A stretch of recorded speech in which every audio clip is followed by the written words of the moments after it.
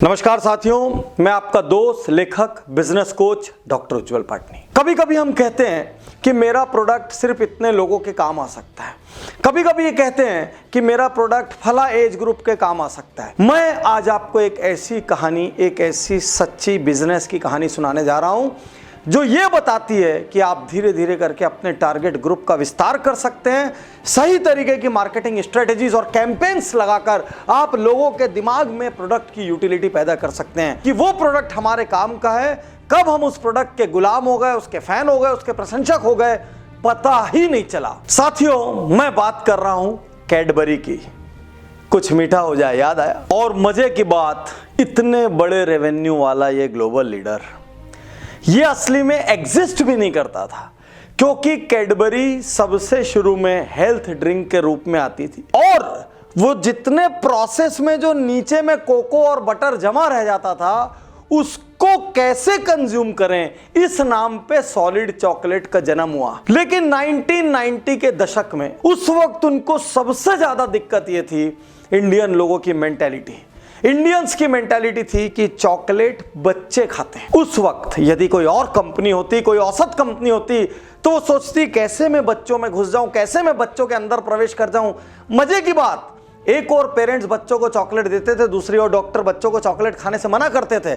इसमें counter position पैदा होती जिसमें धीरे धीरे करके प्रोडक्ट के लिमिटेशन आ जाते हैं। कैडबरी ने यहां पर एक दूरंदेशी दिखाई। उनको समझ आ गया कि सिर्फ बच्चों का प्रोडक्ट बनने से काम नहीं चलेगा, हमको बड़ों की दुनिया में प्रवेश करना पड़ेगा। और लॉन्च की एक campaign, real taste of life, असल स्वाद जिंदगी का।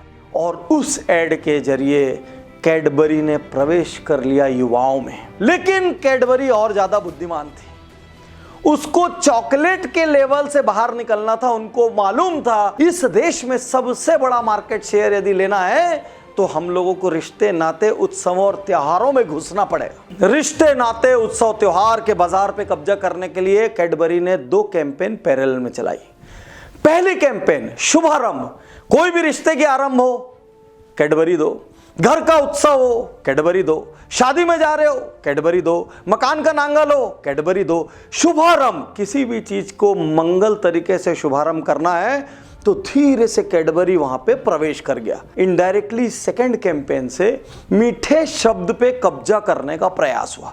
मीठा मतलब कैडबरी, कुछ मीठा हो जाए और वहां पे कैडबरी आ रही है, इसका मतलब धीरे धीरे मीठा कैडबरी, मीठा कैडबरी, मीठा कैडबरी सिनोनिम बनने लगे। अचानक ही कैडबरी ने देखा हिंदुस्तान का गिफ्ट का मार्केट बहुत बड़ा है, लोग लिफाफा लेके जाते हैं, कैसे इस लिफाफे को हटाया जाए।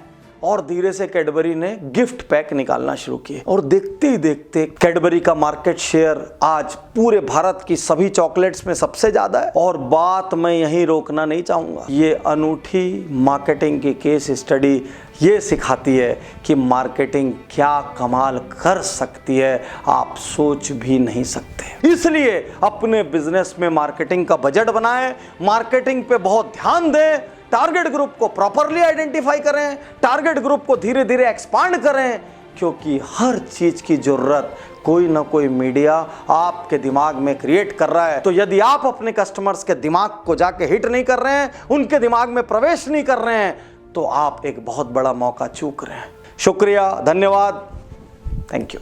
मैं तैयार हूं।